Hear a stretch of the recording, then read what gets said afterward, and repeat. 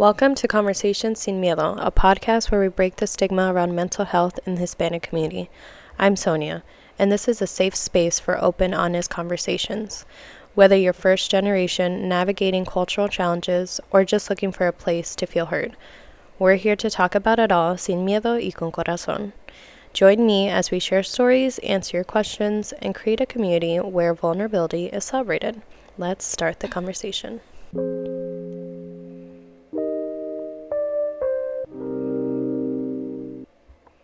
Hi. Wow, I missed you guys. I missed doing this. I was really just so it was the winter break. I work at a school, so I was just living life. I was not doing anything. So I was like, you know what? I'm going to take a break, come back, self-care. We're going to dive into that too. I be talking about self-care all the time. I don't care. Definitely important. So, it is 2025. Wild. I haven't talked to you guys since last year. Cringe. Dad joke. I haven't showered since last year. It's January 7th. That joke is gone. But, yeah, again, welcome back. Again, I'm so excited. We are on episode 5. Wow, episode 5. We are halfway through this series, and again, I just wanted to thank you for listening. And I've had so many, I guess, trial and error and feedback. So again, I wanted to say thank you for those who are listening and supporting me. So yeah, thank you. So today we're diving into how to have difficult conversations with family about mental health. It's a pretty difficult topic, not gonna lie. You know, this I feel like this was a couple years ago, but it hits close to home because I am a therapist. I just am passionate about mental health and how important it is. And like I've said many times growing up, it wasn't it wasn't talked about. And I remember a couple years ago, I don't know why, but I just impulsivity, ADHD, or I just brought up the topic of I think I asked about mental health or how someone was doing.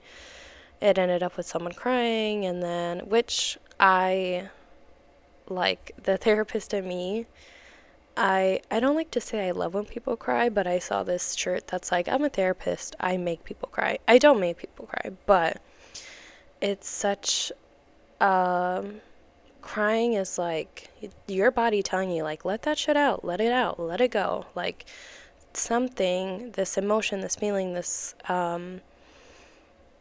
this memory or something, your body is feeling it, and like process it. Don't hide from it. Don't have that fear from it. So yeah, it wasn't easy. That was the worst way for me to bring up that conversation. So growth. I will probably not do it that way ever again. So yeah, for not even just Hispanic households, but for many households, this isn't easy. It isn't easy, but it's necessary for healing and understanding.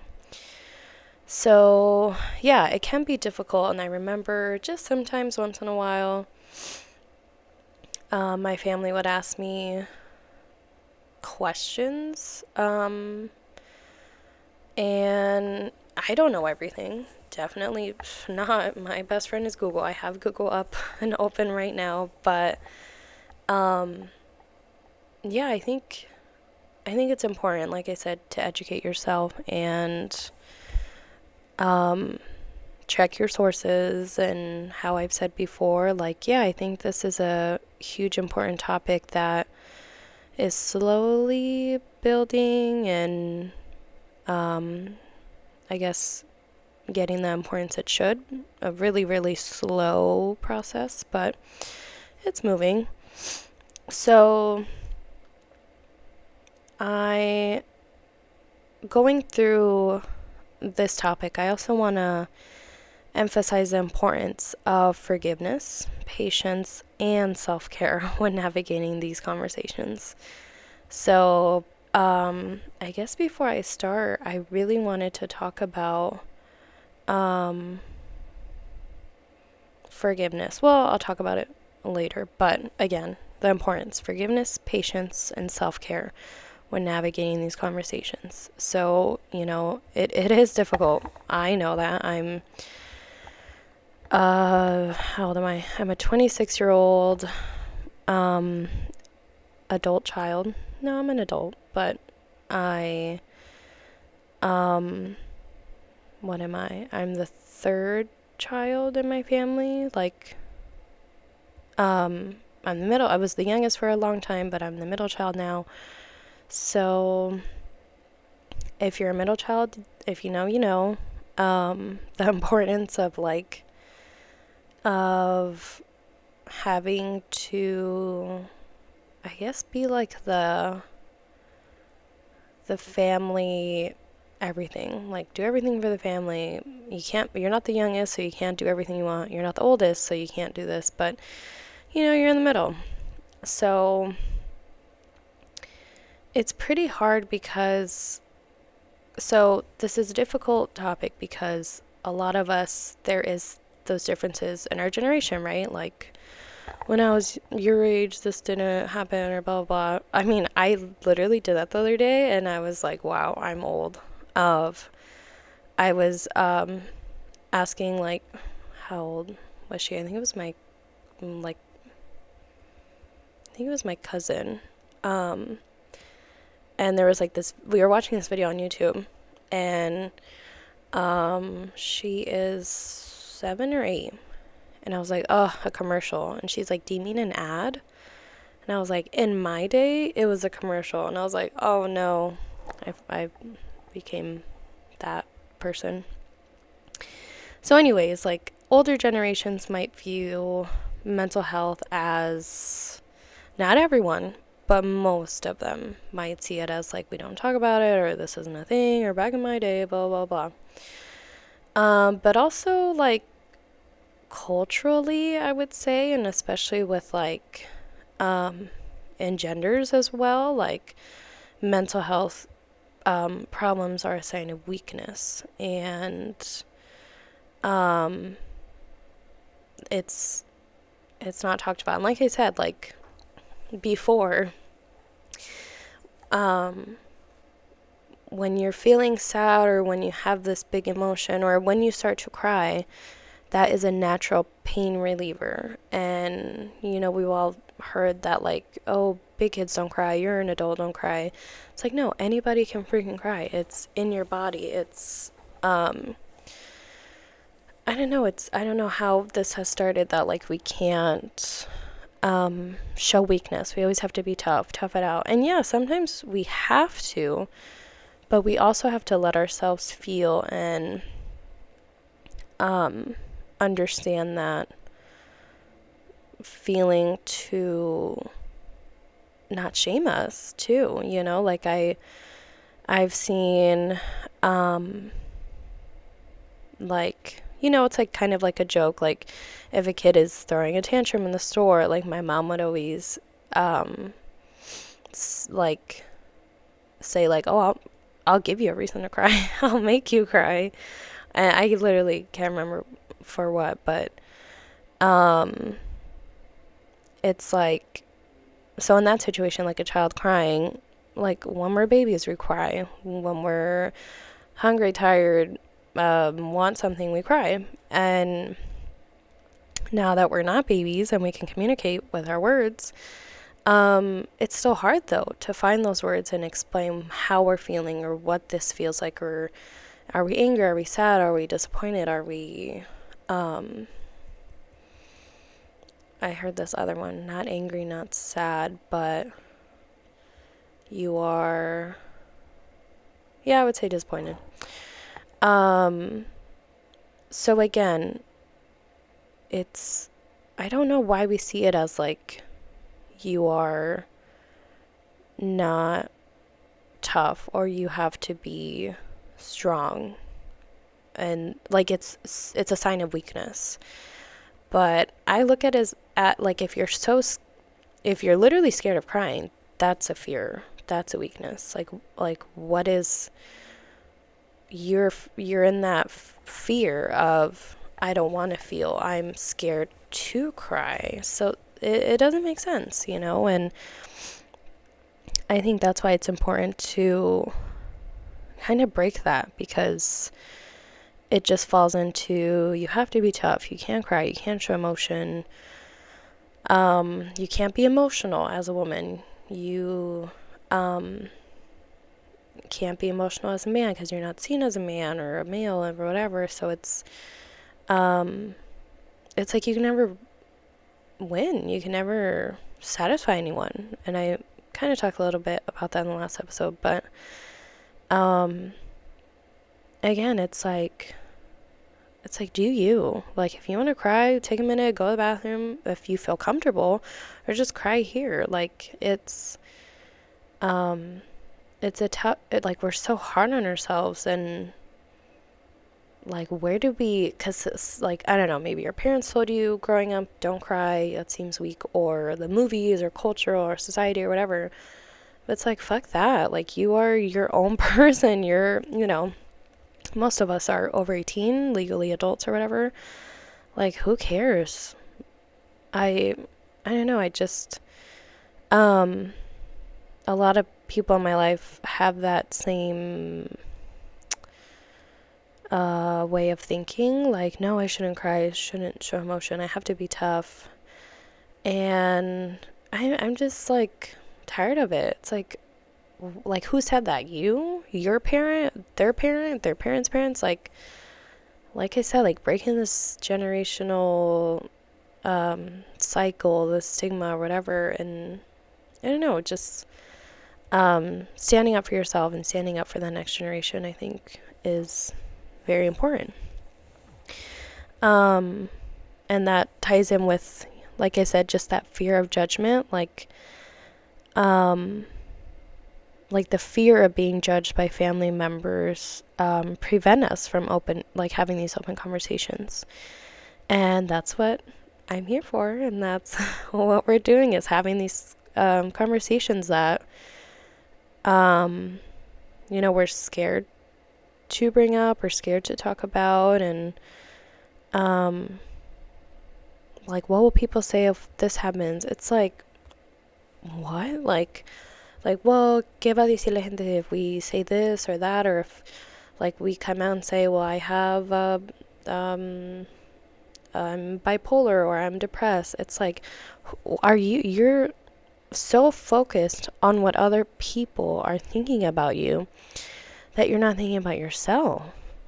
And I guess there are times like you put others before you in very, very certain situations. But stuff like this, it's like, who gives a damn what this person, do they pay my bills? Do they feed me? Do they, like,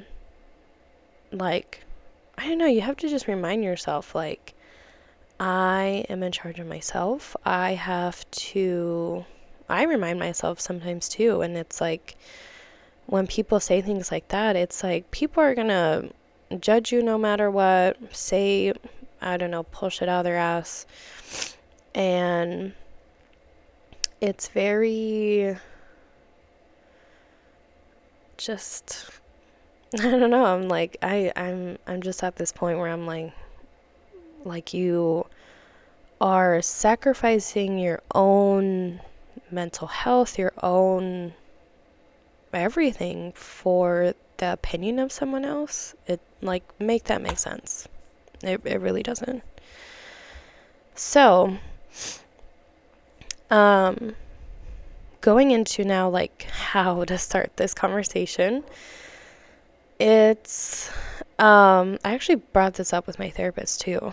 like, I can't remember what we were talking about, but it was something like someone in my life was, they did something, and in that moment, I was like, oh, they're yelling, they're angry.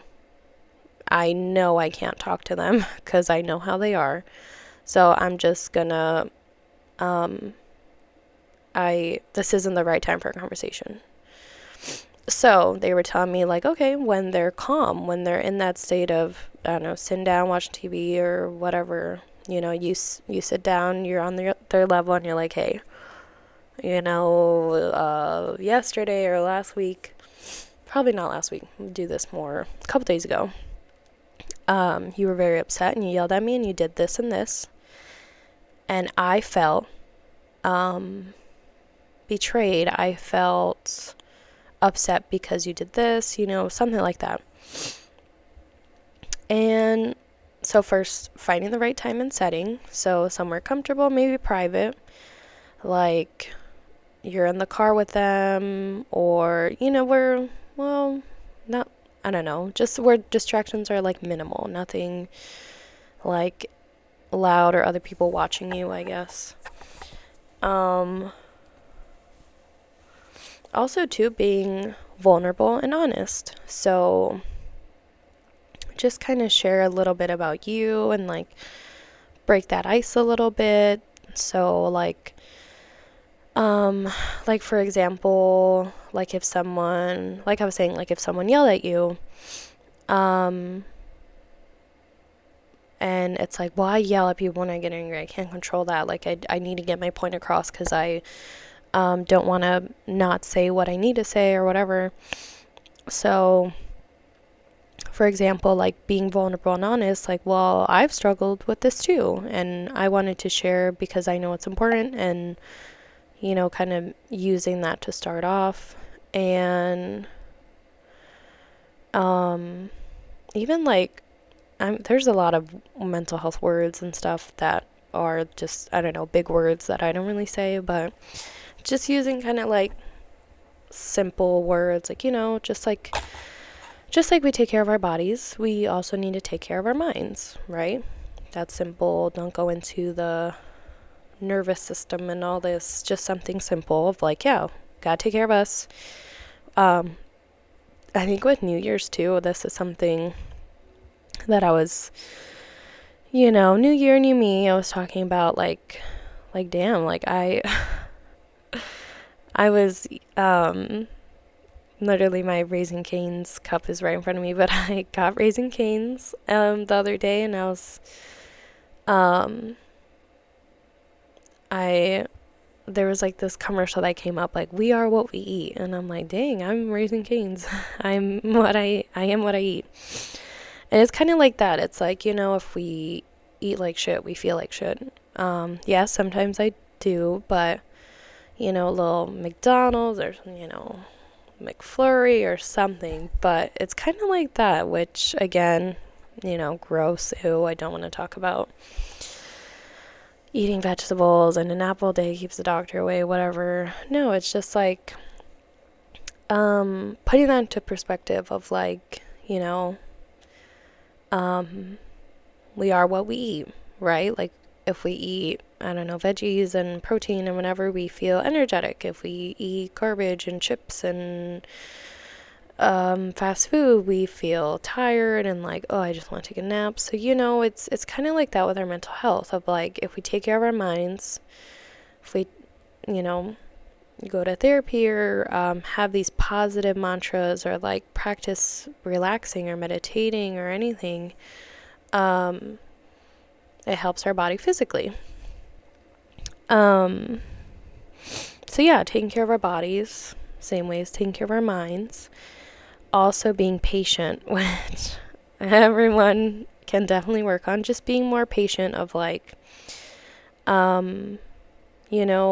it takes time and they're not going to understand it right away. And, it's okay if they don't fully get it. The goal is to plant the seed. It's to be like, all right, here it is. The ball's in your court. It's just what, I guess that's it's not your responsibility to take care of it for them. Your responsibility is like, all right, I gave you this info and take it or leave it, pretty much. Again, you're not responsible for them, you are responsible for yourself. Another thing that I wanted to bring up, I saw this TikTok and my For You page is all over.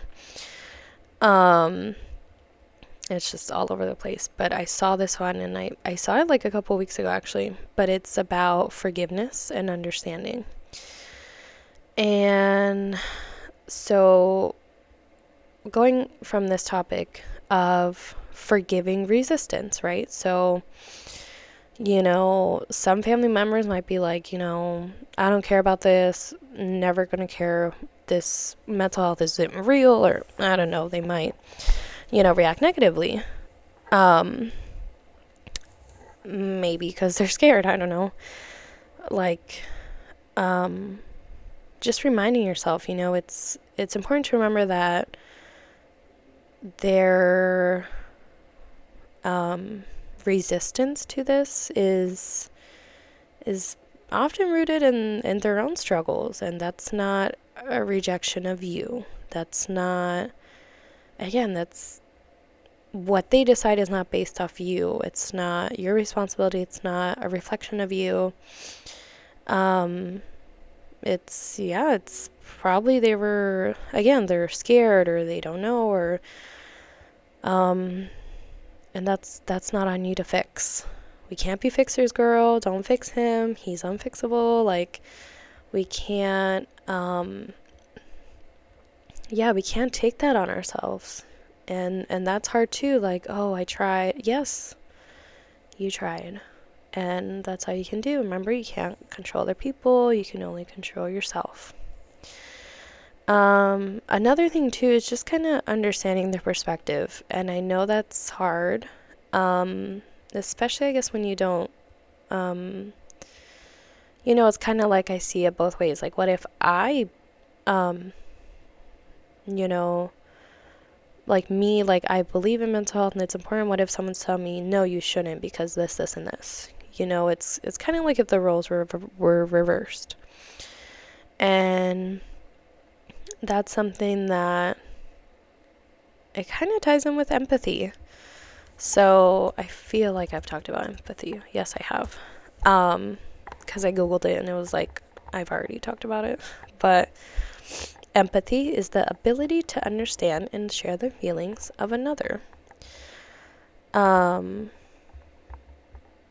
So it's like, with that, like for my grandparents, for example, they weren't taught to prioritize mental health. So it's a new idea for them, right? Like, they don't, they might not understand it. They might be scared of it. There's so many different reasons, right? But it's important to remember that too, of like, all right, this is something new to them. They're not going to know it right. Maybe they will. Maybe they'll get it right away. Great. But maybe they won't. So, I was looking at another empathy definition. When you feel an emotion with someone, even if you're not in the same situation. So that's kind of the same. When I think of empathy, I remember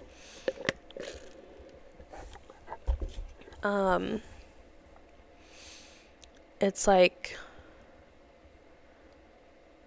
you don't know what anyone's going through, and someone's struggle might not be the same as yours, but it's like, I know how it feels like to be hurt, or I know how it feels like to be lied to, or I know how it feels like to be angry, because who hasn't felt angry? But just giving them that space of like, I'm here for you, this isn't about me, this is your space, so kind of showing that empathy. And another big thing, and I'm laughing because this is something I'm working on personally, but forgiving yourself. So highlight the need to forgive yourself for not always having the perfect conversation or response. Like that conversation's going to be tough. You don't have to rehearse it. You don't have to find the perfect words, but just having that conversation might be tough, and just remembering that, no one's perfect at it, and reminding yourself like, hey, you did that. That's like that's a huge thing, and just being able to forgive yourself. Okay, I don't want to forget that TikTok video. Oh, I just had to pull them. I really hope, I don't know, is this copyright? Okay, I'll tag them. Actually, I'll just read it. So I'm scared I'll get banned or something. So, you don't have to tell the person that's caused you pain that they've caused you pain. You can relieve that pain yourself without them relieving it for you. And usually, where you get pain from is not where you get relief from. And that has been a lesson and a process that I'm learning at the moment, that I don't have to tell you when you've hurt me. And if I choose to forgive you and myself, we can continue the relationship. But if I don't, then I'm faking the relationship, and it's not benefiting me or you. So really, forgiveness is not usually a two-person process. It's usually a you process. And until you figured it out, nothing the other person will say will fuel that or will patch that up. So it was this girl on TikTok that, she was doing it was like in a podcast thing, I can't remember, but how I think I just had this weird dream, and I woke up and I can't remember everything that happened in the dream, but I was just like, damn, I need to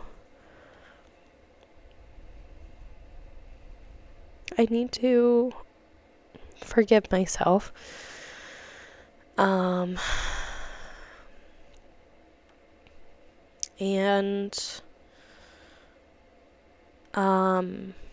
Really just process that. I was gonna say let that shit go, but no, I need to process it. And I've watched that video like 100 times of, you probably heard you have to forgive for yourself, not for that person. And you don't have to tell them like, hey, I forgive you for what you've done to me, but you have to tell it to yourself. And because where was that other thing, like that person that hurt you probably has no idea, probably is like, I don't know, living their life, doing whatever, not thinking about you. But look at what you're doing, of worried about it, or like it's affecting you in different ways. And it's just that thing that I try to remind myself too. And we're, like I said, we're so hard on ourselves, and it can be a very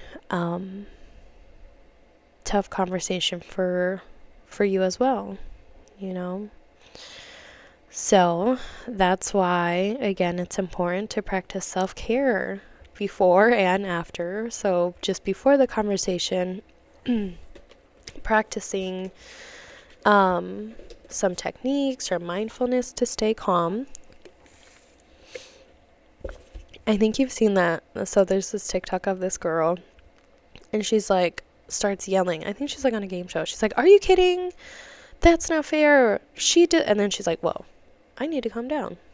And she lowers her voice. I don't know. I think she takes a deep breath, and like, she's like, hey, you shouldn't have done that, blah, blah, blah. Like, huge thing. Regulating your emotions. And just because you're angry doesn't mean it's okay to yell at me or to say mean things. Like, I think that's what people forget.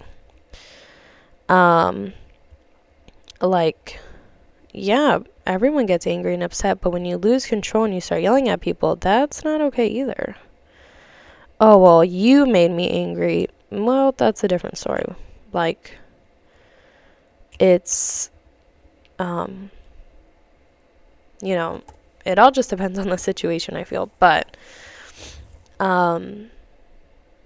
yeah, so staying calm, practicing mindfulness, a little breathing technique, talk to a friend first or a therapist, have that support system. And then after the conversation, give yourself time to decompress, maybe do something fun, oh, my water dropped, something that brings you joy, and just kind of like, yeah, give yourself that time to be like, all right, this was a lot. Okay. So, anyways, I was just trying to look up my time here. So,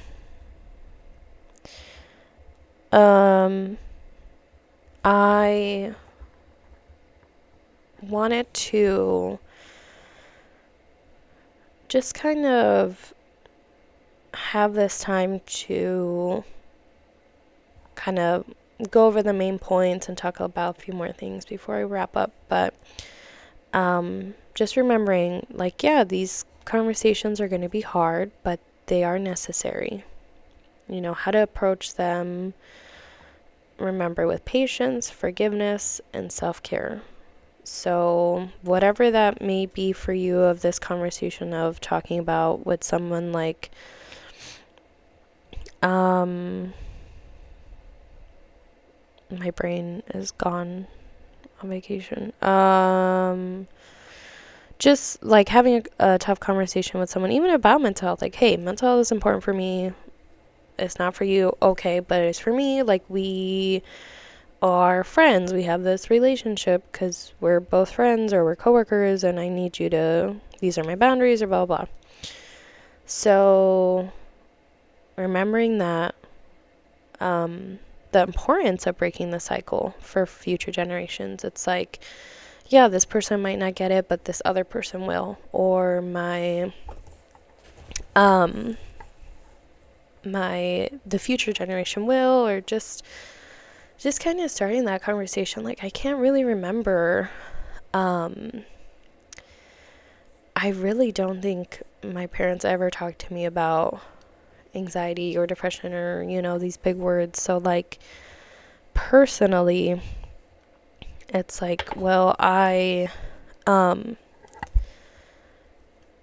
try to, I guess with anything, like, if my family members or if my friends were talking about something, also remembering, like, no one's a professional. If someone says the wrong thing, you know, it's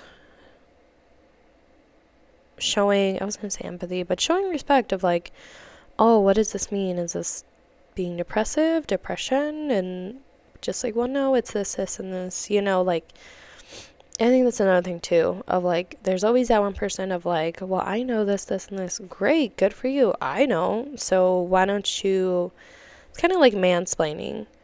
Like, okay, why don't you tell me instead of, you know, looking down on me? Like, that's another thing too. Like, I, like, there are some words or some new things that I'm learning too. Like, everyone is learning every day, so just don't be an ass about it, and just, yeah, just literally just don't be an ass. Like, explaining it to someone, but not like in a condescending way. And also vice versa. If you're having this conversation with someone, don't be condescending of like, well, you should do better, you should know this. It's like, no, we're taking this conversation as I'm a conversation, really. I'm telling you this, you know, back and forth, whatever. And yeah, just remembering that. So I give to you all, just kind of remember to reflect on, you know, how you can start these conversations with your family, no matter, I mean, I don't know if you got kids or with your spouse, your boyfriend, your best friend, your cousins, your moms, your family, your coworkers, your boss, I don't know. yeah, thinking of someone where you're like, you know what, this person I really want to talk to about, all right, do it. Just just fucking do it and have that conversation. And no, it is hard, but we've we've talked about some different ways you could try to do. And like I said, maybe they're not going to listen. Maybe they're like, whatever, I don't care, or anything like that. And okay, that's fine too. Forgive yourself, and remembering like the point of this is not to change anyone or fix anyone. It's again just to kind of start that conversation. So remember, please like my social media pages on Facebook. I'm giving out these stickers that my amazing sister-in-law made that they're beautiful, so I'm doing that. And then my Instagram. Next episode, finally, I will have a guest on the show. We might do it over Zoom, so we might have our first video too. I'm so excited. Man.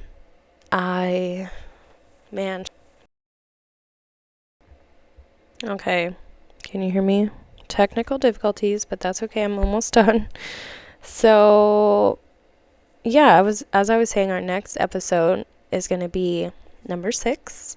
Mental health and machismo, redefining strength. I'm very excited. I feel like a lot of people have been talking to me about, like, I don't know, I'm just very excited for this topic and to dive deeper into it, and to have, I think I might have 2 guests on the show, but we'll see how it goes.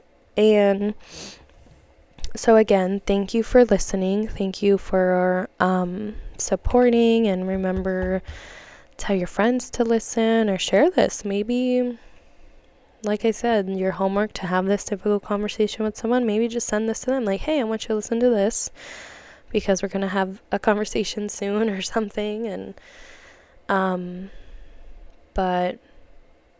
one more thing. I think I've talked about New Year's and stuff, but remembering self-care and remembering, yes, this is a new year, but you don't have to change your entire life overnight, and starting off with small goals, and I don't know, just putting your self-care first. Putting yourself first is okay, and whatever your goals may look like this year, try to tie that in. And well, on my list, everyone's before me. Like, why?